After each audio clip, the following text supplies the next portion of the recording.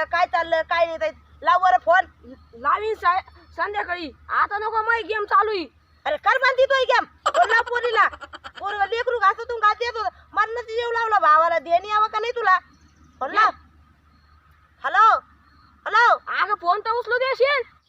अरे पेटन का नाही पीटी दे ना थांबा ना धर बोल. बोला ना तुम्ही अरे बोल तू आईचा फोन आहे.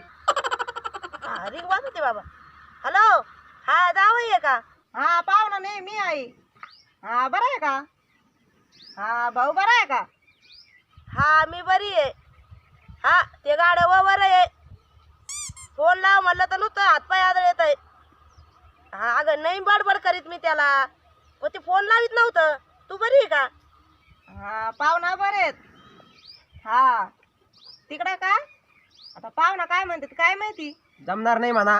अगं ही ना गावरान कोंबड्या पाहुण्यासाठी ठेवलाय कोंबड्या म्या कोंबड्या का आता काय माहिती काय म्हणतात काय नाही विचार घ्या काय माहिती काय म्हणते माझी अपमान करेन का मी माझ्या सासू सासऱ्याचा. विचार पाहुण्याला पाहुणा काय म्हणते काय नाही बोला मग त्यांच्या आणि इकडं बोला ना सासूबाई.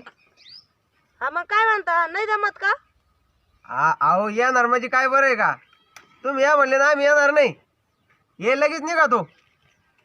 हा हा लगेच लगेच हा बर या मग या मी स्वयंपाक करून ठेवते या मग आवर चाल. मी कस काय नाही म्हणेन रे पण पाहुणा काय म्हणते काय नाही हा म्हणायचं.